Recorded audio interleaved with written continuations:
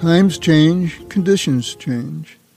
In the 1980s, I was a volunteer labor outreach coordinator for Amnesty International in the Chicago area. I had as part of my work an urgent action case about Israel, probably one about the Israeli government being accused of torturing Palestinian prisoners. An official of the Laborers International local got a copy of the urgent action and CC'd me on a letter he wrote to the Jerusalem Post accusing Amnesty of supporting terrorism. The Jerusalem Post, in turn, CC'd me on its response, denying it thought Amnesty was supporting terrorism and saying how much it generally respected the organization. I remember this exchange recently as I was preparing to interview Sophia Gurule of UAW Labor for Palestine and New York Labor for Palestine. I want to thank you for joining us today in Facing Reality for Social Justice, as we dig a bit into the sea change of attitude sections of the labor movement have regarding Israel, especially given Israel's obviously horrendous attacks on the people and the culture and the geography of Gaza. Labor for Palestine has been working on supporting Palestine rights since 2004 and has grown significantly since then. You can see their stuff at laborforpalestine.net. Stick around after the interview for a selection of a 2008 radio series produced by Radio Free Palestine. We'll follow that with the song, The Unknown War Criminal. So let's get on with our discussion with Sophia Gurule of Labor for Palestine. Hi, Sophia. Thank you very much for joining us today. One of the things, we have a very complex issue, I think. This is the relationship of the labor movement to issues of Israel, Gaza, and Palestine. And we can move into what the complexities are politically and everything else in a little bit in our interview, in our discussion today. But I'd like to start off by talking about a very basic part of what this question is, which is labor solidarity. And the Palestinian unions have put out, numerous unions, by the way, I mean, there's a call to action signed by many of them, have called out an international call for action for people to try to support the people in Gaza, not just the workers in Gaza. Obviously, it's a very complex situation there as well, but the people of Gaza itself. And I'd like to start by talking about some of the actions that the union people in this country and around the world, labor people generally, I guess there's some non-union people as well, have taken in support of Gaza and against what Israel is doing there. I just wonder if you had anything that sort of hit you off the top about real successes, something that we could look forward to, something that's really an important part of labor solidarity, the way we look at it. Sure. And thank you for having me. So to be honest, it's a little hard to think about successes in this moment, given that we're coming up on a year of this ongoing U.S.-backed Israeli genocide. There certainly within the United States have been a number of labor actions that have been symbolic in nature, but still important, such as, I'm a member of the UAW. I'm a member of UAW Local 2325. And the UAW first called for a ceasefire back in December 2023, which was really a credit to, I think, rank and file organizers and rank and file members pushing the UAW International to speak out against the genocide in Gaza and in Palestine. And at the time, it was a reason to have a lot of hope.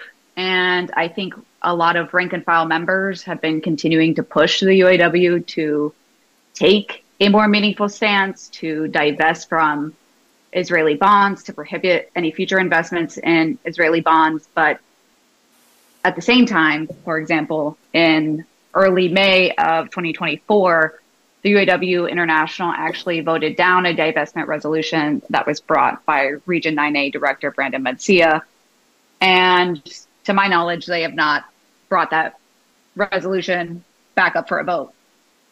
So for me, as a UAW member, particularly seeing the way that the UAW International endorsed first the Biden campaign and then the Harris campaign, And to see President Sinn Féin, who is someone I support within the UAW, to see him speak at the Democratic National Convention without mentioning Palestine felt like a slap in the face to UAW rank and file members who have been really pushing in all of our various locals, from, the academic institutions within the UAW, such as UAW Local 4811, which did start a ULP strike because of the police repression that they were experiencing on campus related to the student encampments at the various University of California higher ed institutions, as well as from my local, who was subjected to congressional investigation by Representative Virginia Fox, as well as other attacks by the New York Post and the New York Times and various different state actors. I really think the hope in the labor movement for Palestine is from the rank and file, and I'm in awe of the fact that rank and file members continue to be taking actions at their workplaces and continuing to demand more from the larger unions that we belong to. Right. So to me, that is a huge success. I think it's a huge success that now that type of analysis around international solidarity for all working class people, including Palestinians, is part of the labor consciousness within the United States is amazing. I mean, in terms of other huge successes, Block the Boat by ILWU Local 10 has always been like a shining light for many of us in the U.S. labor movement in terms of a success. I know that there's been other efforts to do Block the Boat actions on the West Coast. I know that there's been similar actions throughout different parts of the world. And I just hope that at least within the United States, we can get to a place where we really do start withholding our labor and continue to invest in building this consciousness around international worker solidarity, particularly around and in support of Palestinians. No, I think that you're right on both ends, that successes have been modest, somewhat symbolic. I think they've been extraordinarily important, as you just mentioned. I think it's a big step. And they're also part of an international movement that's not necessarily just symbolic.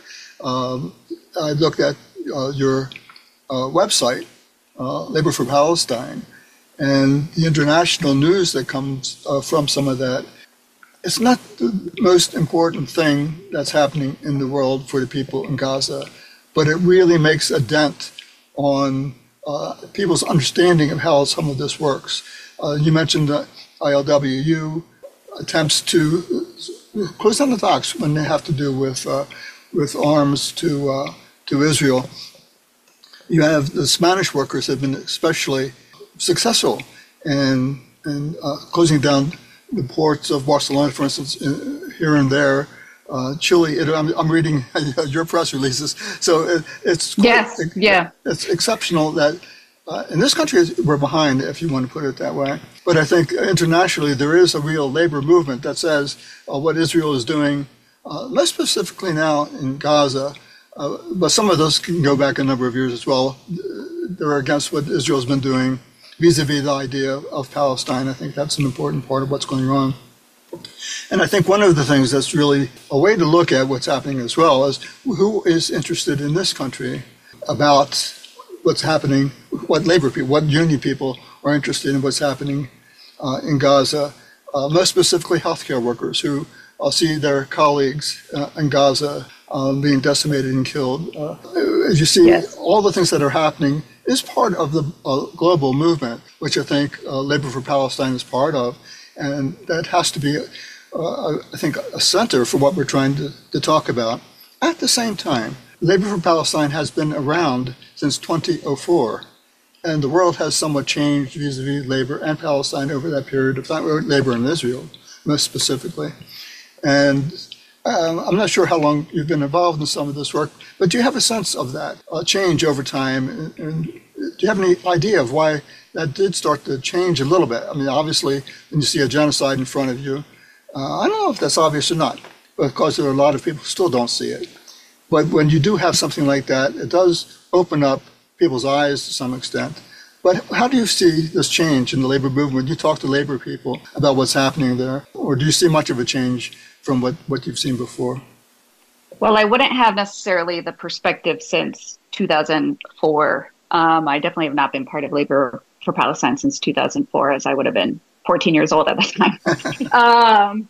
But, and before proceeding to answer, another thing I should have highlighted is that a huge change that I have noticed also, particularly in the past few months, is the fact that there was a letter signed by various unions within the United States that represent millions of workers in the United States and also workers internationally, that called for an arms embargo to Israel, which has been a key demand of Labor for Palestine and of UAW Labor for Palestine, that I think is a huge shift. I mean, again, it's like symbolic and it's not actually doing anything because these are unions, or at least the UAW is a union that could be directing resources to do political education for members and to be, actually stopping the arming of Israel, since the UAW does represent workers in some of the weapons institutions that are manufacturing them. So I wanted to highlight that as well, because that was something, when it did happen, was to me a big symbolic win, because I had never seen any unions within the United States. And again, maybe I have a limited historical perspective, but I hadn't seen any unions within the United States representing that many workers that would call for an arms embargo to Israel. In terms of, the shift that's happened around labor and Palestine more broadly, I don't know. I think you're right. Not everyone sees it as a genocide. There's still a number of people within labor that are like, why would I care about Palestinians? Why would I care about this? I'm just trying to get a contract, or I'm just trying to feed and take care of my family. But I think when there is effort to do political education, which has been happening because of spaces like the Labor for Palestine National Network, to engage our fellow workers about how this relates to us, why are we investing billions of dollars in funding a genocide and funding a settler occupation when that money should be invested within our own communities and supporting communities internationally? People start to listen. It's still an uphill battle in a lot of ways, but I think also just at least within the United States, there has been a growing interest in labor because of the systemic divestment from our communities and people needing to find ways to organize within communities and to fight back and to get our material needs met in a way that just simply isn't happening as much. So I think it's a growing consciousness around wanting to participate in the labor movement, as well as understanding that at a fundamental level, when people see children and parents being slaughtered en masse on social media, when they see these reports, you mentioned, for example, the healthcare workers in Palestine. I mean, Human Rights Watch just released a report on Monday, August 26th, documenting in detail, in great detail, the types of abuses and torture that healthcare workers are experiencing in Palestine. People are starting to make those connections, that we actually have more things in common with our fellow workers in Palestine than we do with a settler nation state that is just displaying a level of depravity that I think resonates with people. So when you kind of connect those dots of like, this is obviously clearly immoral and wrong, and what is happening? Why are we funding this? Why is this our taxpayer dollars going to fund this genocide? With the fact that, we should be investing in healthcare, we should be investing in housing, we should be investing in jobs, we should be investing in education and healthcare in the United States. It brings the issue home in a way that resonates, I think, on a personal level, as well as just someone who's trying to survive in the United States, which has become an increasingly hard place to survive. No, that's really true. And I think that one of the things that Labor for Palestine has done over the decades that it's been around has been to educate the labor movement on a number of issues that maybe the labor movement wasn't particularly interested in learning about, but it was in front of them all the time. And there are a couple of specific issues I'd like to bring up that I think are a touch beyond just symbolic attempts, if it really started to be relevant to the discussions that we're having. One is a resolution that was also passed, not quite 2004, but in 2005, which is the support of Labor for Palestine, of the boycott, divestment, and sanctions movement, BDS. That is still different from some of the discussion that's going on in labor about how to look at how the labor movement sees things going on. And the other is the one that you mentioned yourself, Israeli bonds. I remember when I first got involved in the labor movement, Israeli bonds was a really big issue with a number of different unions. And I don't know if that's changed over the years, one way or the other, to tell you the truth. But some of these are things that are more than just symbolic. They're part of the reality of how the labor movement can or should look at what's going on. And are there also sections of the movement that are taking these kinds of positions? Oh, definitely. I mean, in my local, we passed a resolution back in July 2022 calling for the UAW to divest from Israeli bonds.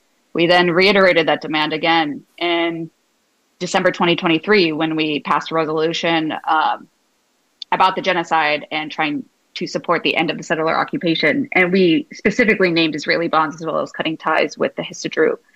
We also reiterated this demand back in, I believe, May 2023, or excuse me, May 2024, making the same demands and condemning the UAW International for not divesting. It's a critical demand of Labor for Palestine and UAW Labor for Palestine. And as I mentioned earlier, Labor for Palestine National Network consists of, I think, at least 30 different rank and file caucuses and organizations, and everyone shares that demand of their different unions. And I believe there's been some victories within unions. Maybe it was the AFT. I'm sorry, I can't remember off the top of my head. But this is a critical demand of rank and file workers, and it's something that continues to be pushed. Well, you bring up an important issue, I think, which is that a lot of the work that Labor for Palestine is doing is rank and file work. The National Labor Network foresees fire with a number of very heavy-duty labor leaders part of signing on to that document, onto that series of demands, is not so much rank and file. And I think, correct. When I did union work, when I was looking at something that's going on, and the International said one thing, and the rank and file was saying something different, there was a tension there, because rank and file feels proud to be part of an international union, a local union, national, and everything else that goes along with that. At the same time, they see that there are some problems or contradictions with what's going on. When you talk to people about those differences and changes, some agree with you, and I assume to be part of Labor for Palestine. But when you talk to, when people of your organization talk to people that they work with, what's the discussion that's going on? I mean, what's the feel for what's happening? How do people feel about what's happening in Gaza? How does that give them an approach to what their union's doing and what it's not doing as well? In my experience, there's overwhelming support. There's also Zionists within our unions that feel very differently and would really reject the framing of what's happening in Gaza as a genocide, would reject the framing as settler occupation. I mean, unions are basically communities, and communities are diverse in all different types of ways, and people have different viewpoints, and that's just part of life. But overwhelmingly, for example, when we passed in Local 2325 a resolution back in December 2023, which members actually tried to prevent the Democratic membership-wide vote on that resolution by suing us in state court and then later in federal court. We're talking about like 4 people, right, trying to prohibit a membership-wide vote. Overwhelmingly, the membership passed the resolution that passed in December 2023. And overwhelmingly, as time has gone on, because, that was in December 2023, I think members are realizing more and more, not just the vision of the resolutions that we were passing closer to October 7th, but also understanding the way that these resolutions can help shape the stances that are taken by our higher leadership, in this case, the UAW International. I think, obviously, people get dismayed and disappointed when they do things like refuse to pass a resolution to divest from Israeli bonds because people want concrete material changes and want to take some control of their lives when U.S. politicians are unwilling to do anything, despite the fact that I would argue, and I think there's evidence for this, that the majority of people in the United States support an arms embargo and do not want this to continue. But at the same time, people understand that it's a site of struggle, and it's about organizing, and it's about speaking to other members. And there are some members that you're never going to share the same political values around Palestine or Israel, but there's a number of people who do understand the impact and understand that if we have members in the UAW, for example, who are under attack by congressional investigations, by lawsuits, by the media, by the police, then that's an attack on a UAW member. And if that's a serious issue, because now Palestine isn't just a action, it's not just solidarity with Palestinians. It's something that we are now experiencing repression as workers for in the United States for expressing that solidarity with Palestinians.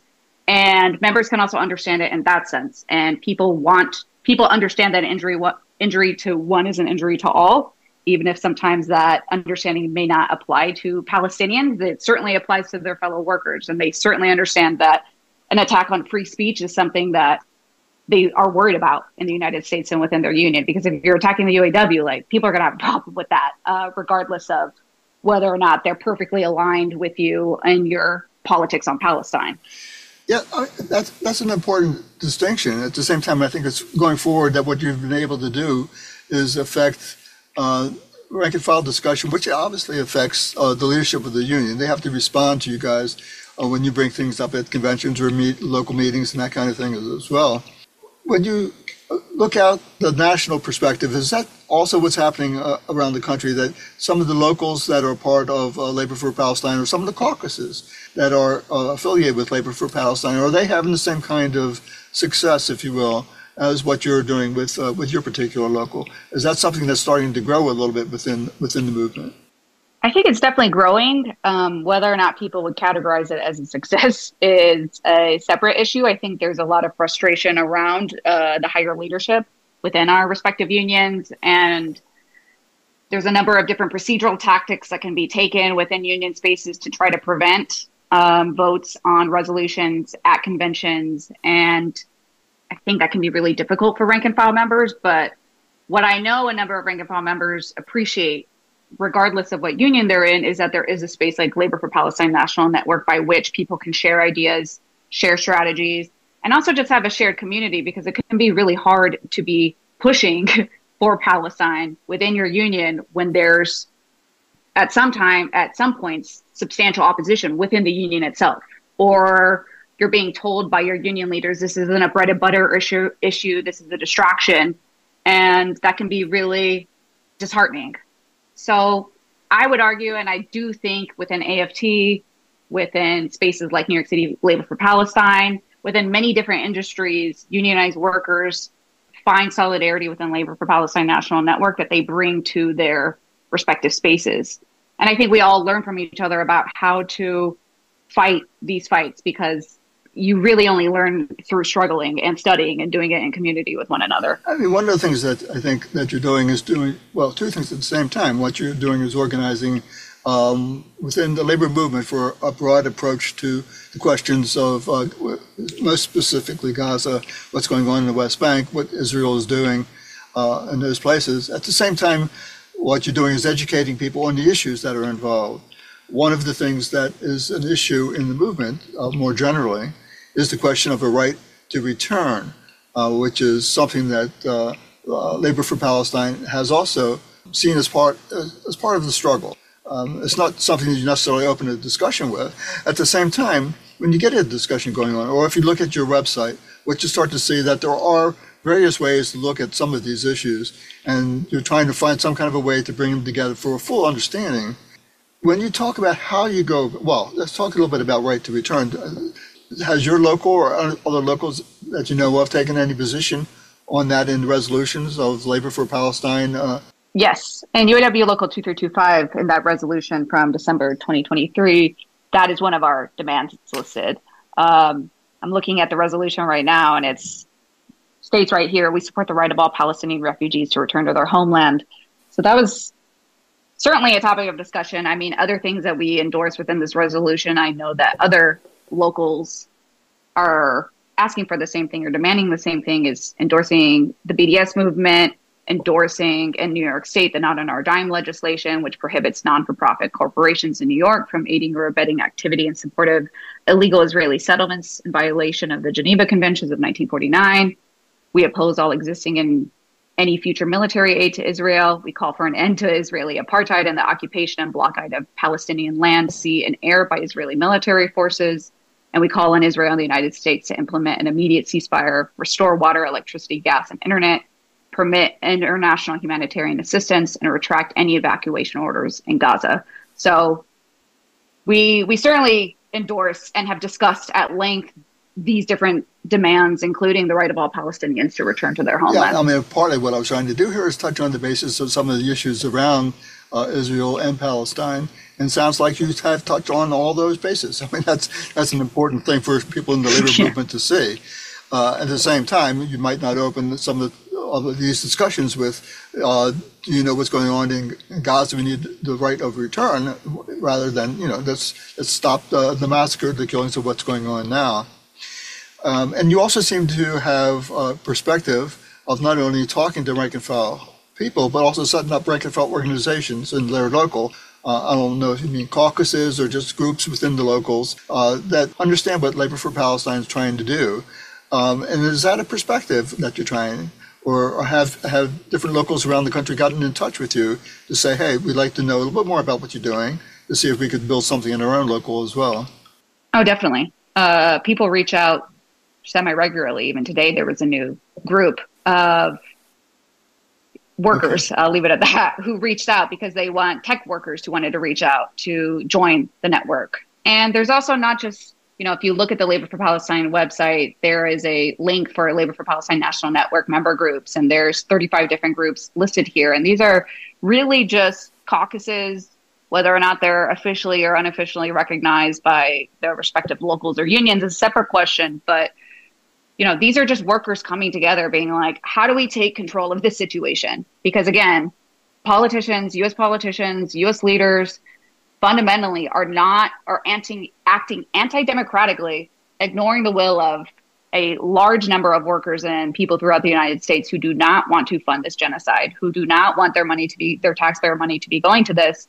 And people really want to take control of our own lives, to engage in a democratic process that actually feels like you can have some sort of power, because I think the democratic processes within the U.S. elections really has a number of people feeling disempowered.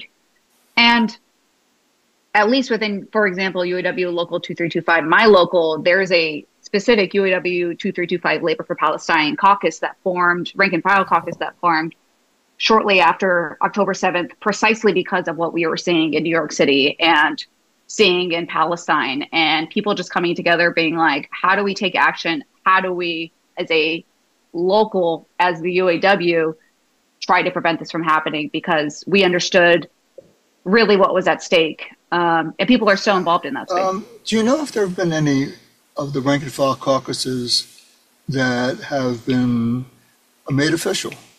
That a local union would say, we have a number of different caucuses. We have the Women's Caucus, we have the African American Caucus, we have also Labor for Palestine Caucus. Or are they all separate from the sort of the establishment, the organizational establishment of local unions? Well, in the context of UAW Labor for Palestine, that is an official caucus that formed in Region 9A originally of the UAW, and now is a nationwide caucus. Whether or not the UAW leadership would recognize it. They recognize it.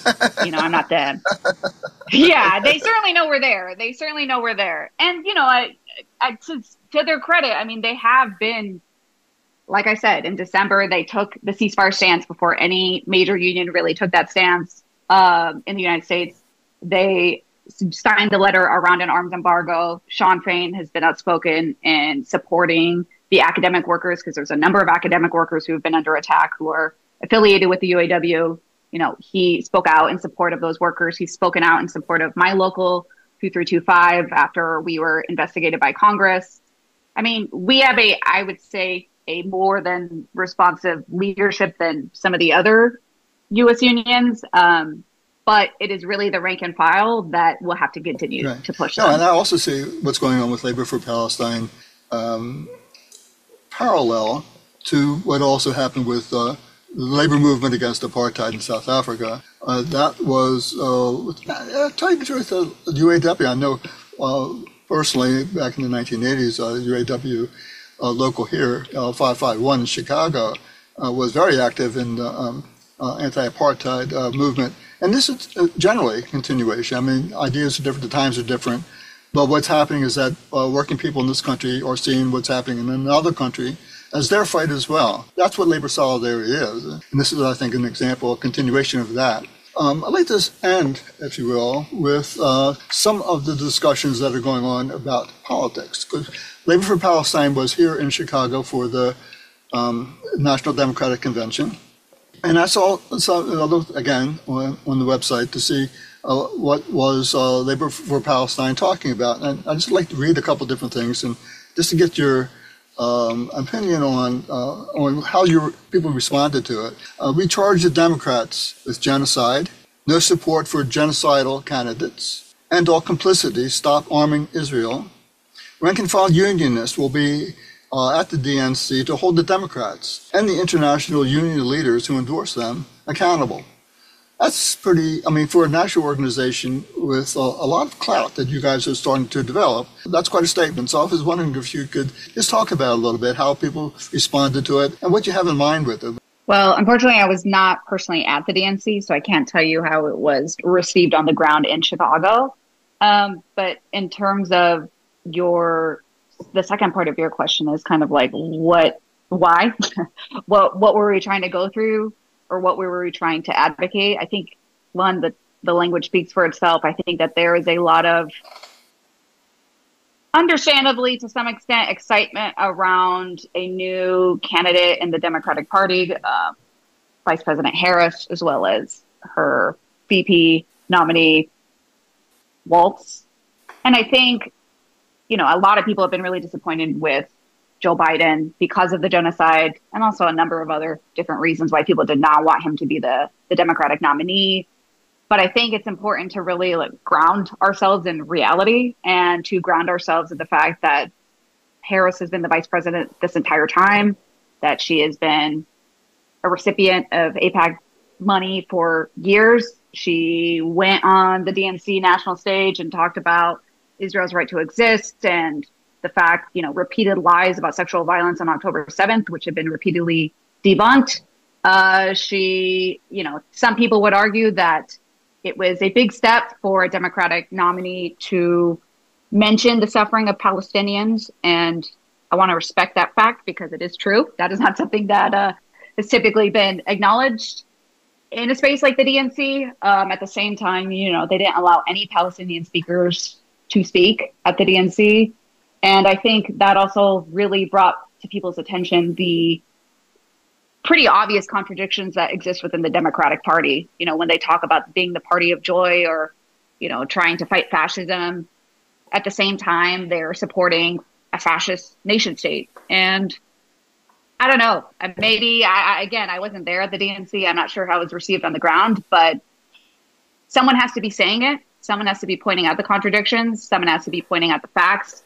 And that's what Labor for Palestine has done. And again, I haven't been around since 2004, but something I deeply appreciate is the fact that there have been people who have been speaking those truths for now over 20 years and have really paved the way and set the foundation for people to stay grounded in reality and to say the unpopular things when no one really wants to hear it. No, I think the issues are front and center nationally now.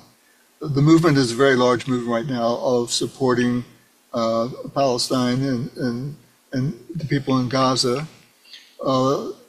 There's a lot of criticism of Biden and his absolute support for Israel.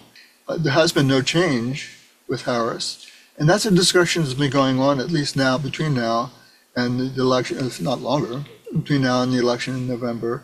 And I think that what Labor for Palestine is doing is bringing that issue, all of these issues, front and center to some of the most important people in the country, which are the working people, people who can make a difference, who can stop Zim shipping from delivering munitions to Israel, who can work with unions around the world to say, and to follow the call of the Palestinian unions who are asking for this, to say we need to do something different, see something different from the labor movement on this issue. I think it's fantastic. I think what you're doing as an organization is really important nationally, and it sounds like it's really took off like a rocket in New York, and I hope it does that other places around the country as well. And I'd like to thank you for giving me some time and going through some of the questions about Labor for Palestine. And maybe down the road we can talk a little bit more about it when we can see where things are going. And I'd love to hear some more of your successes of how you're able to get some of these caucuses set up, get people to talk about the issue, and to see how it works out down the road. So thank you very much for your time. Absolutely. And thank you. And one thing I wanted to add, since you mentioned UAW Local 551, there actually was a statement that was adopted and passed by UAW Local 551 on January 21st, 2024. So a number of these locals are the same folks that were trying to divest from apartheid South Africa are still some of the leading locals within the UAW pushing that same fight today with Palestine and Israel. Things change, but they don't change. Things go on. We move with the flow, and that's what you're doing. And hopefully that flow will move in our direction one of these days. So thank you very much, Sophia, and I thank you for your time. We'd like to thank Sophia Gurule of Labor for Palestine for her conversation with us today. And if you want more information, check out laborforpalestine.net. Now let's listen to a beginning selection of an 18-hour series called Radio Free Palestine 2008, commemorating 60 years of the Palestinian Nakba. This will immediately be followed by the song The Unknown War Criminal. Palestinian society was dismantled, dispersed, and scattered. About 400 Palestinian towns and villages were razed, completely erased, as if they had never existed. The names of other towns and rivers and mountains and streets were changed from Arabic to Hebrew. Palestine ceased to exist. You can't find it on the maps of the world today. Palestine was destroyed as a country. Now, the destruction of Palestine did not happen as the unintended consequence of unforeseen events. It was planned to happen.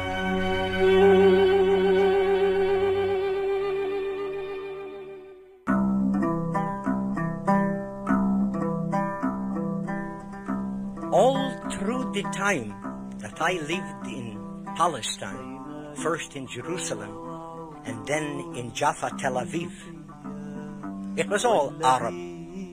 There were few Jewish colonists.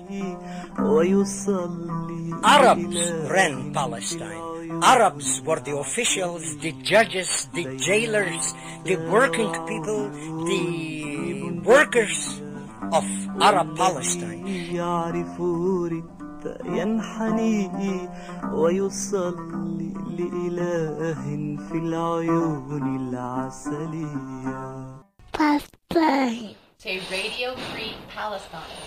Radio Free Palestine. Up next, we will hear from Ali Al-Yasir from Jaffa, the oldest of the speakers. He was at Princeton University in the United States when his home in Jaffa was occupied by Zionist militias. Mazen Al-Khairi from Ramle was 10 years old in 1948. He speaks on the resistance that held off the Zionist brigades for 2 months. Fuad Sahyun, also from Haifa, shares his memories of fleeing the war at the age of 4. What do you remember? What do I remember? I remember everything. How old were you in 1948? I was just under 10 years old. And what do you remember from 1948? I remember the first attack on Ramle, the town's fighters, and they got some help from the villages around us, and we drove the Israelis back.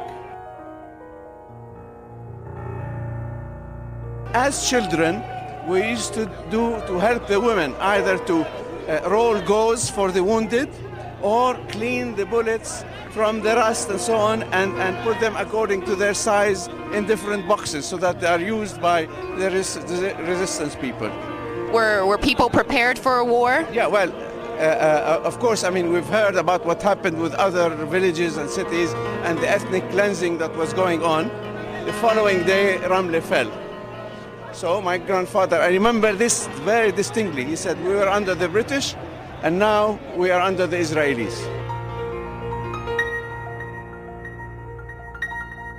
Captain Ishaq Rabin, who became prime minister later on, he's the one who came and occupied Ramleh. He declared the area at the orders of Ben Gurion as a military area where no civilians are allowed to stay. So we're all bundled into trucks and buses, okay, with one suitcase per family, taken to the border with Jordan. The Zionists were expecting that our cause will die with time, with my generation, but it will not die.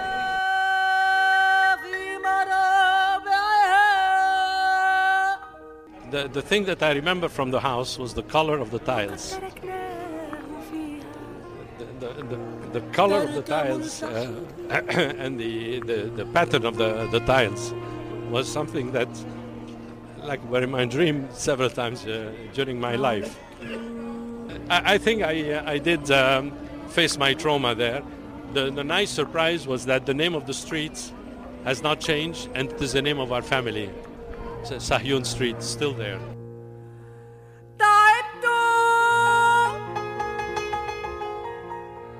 If I don't return, my children will. And if my children don't return, their children will return. They hopefully will return. And if they don't, they will make sure their children will return.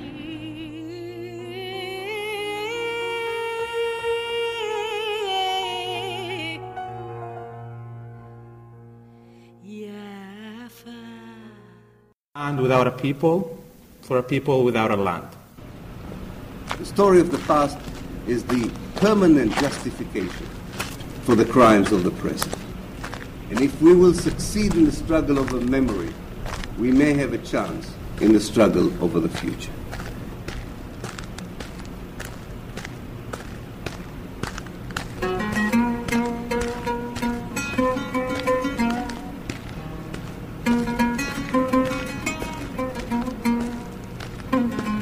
Grandfather, why is there a new house on our land? As I peeked through the iron wires, trying to understand. Ya binti, my child, the land will always be here, he said, pointing to my heart and shedding a tear. But Sido, grandfather, across was our orchard and my school. Why now when I look, there's a hotel and a swimming pool? Ya binti, my child, this life is full of the pain of learning. You learn how dear is an olive when you see your orchard burning.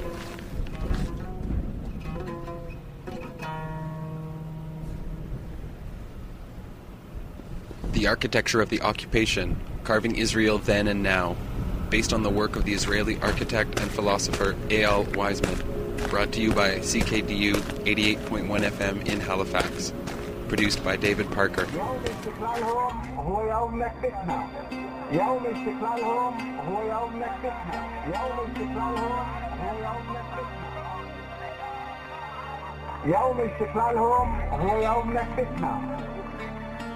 The day of their independence is the day of our Nakba. This was the slogan under which 20,000 people, Palestinian citizens in the State of Israel, as well as a large number of Jewish Israelis, marched on May 8, 2008, the day that Israeli military exhibitions took place across the country in celebration of the 60th anniversary since David Ben Gurion, the first Prime Minister of Israel, declared the establishment of the Jewish state.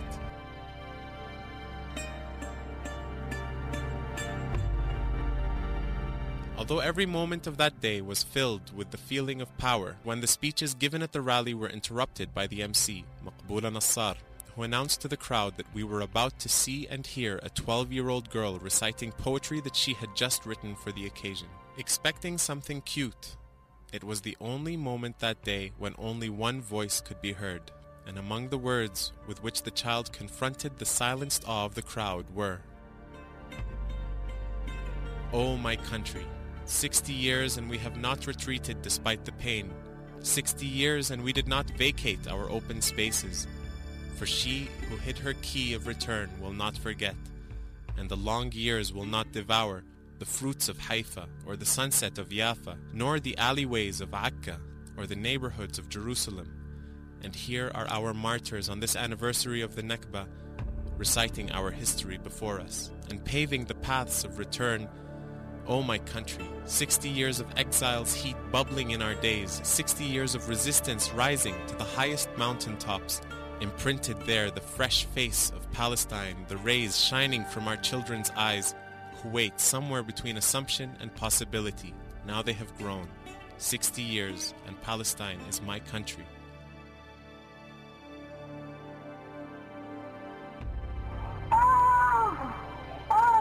بلادي 60 عاما ولا تراجعنا رغم الألم 60 عاما ولا أخلينا الساحات فمن خبأ مفاتيح العودة لم ينسى ولم تنتهي السنوات الطويلة ثمر حيث وضروب ياسى وأدقة عسى وحواري قدس وها هم الشهداء في ذكر النكبة يعيدون لنا التاريخ ويرسمون درب العودة. يا بلادي طالت فتاتي و60 عاما تتواصل في مهاراتنا 60 عاما من المقاومة الصاعدة إلى أعلى القمم يتألق فيها وجه فلسطين يسع في عيون أطفالنا الذين كبروا بين التشرد والاحتلال وأصبحوا رجالا وتوزعوا في الخنادق والمنازل.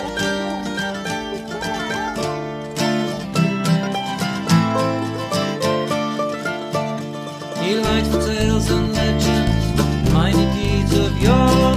He strode across the century and wrote his own folklore. They praised his deeds in sagas, mentors told in song.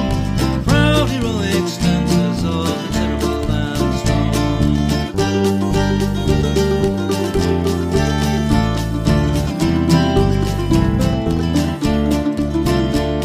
We used the Russians for roulette. Target practice, but lessons feel no pain. The ones of the disappeared, their voices now subliminal, stand by the graveside of the unknown war criminal.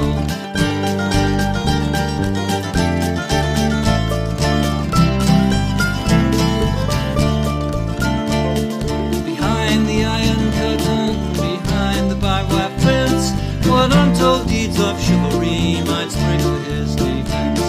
Those girls were asking for it, they were just the spoils of war. The daughter of the enemy is no better than a whore.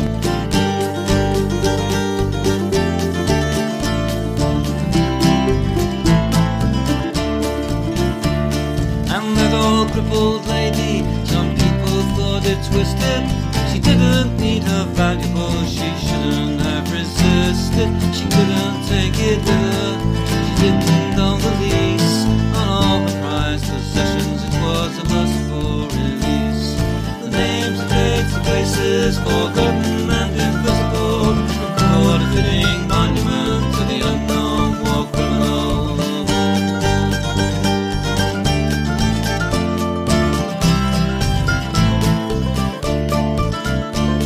And after the atrocities, we made a decent home. The houses were all vacant, the owners were unknown. The universal soldier, the unsung common man, how many stabbed the neighbors back and took away his land.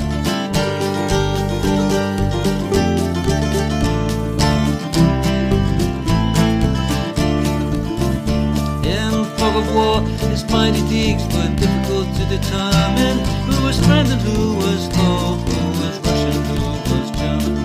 The names, the dates, the places, forgotten and invisible, record a fitting monument to the unknown war criminal.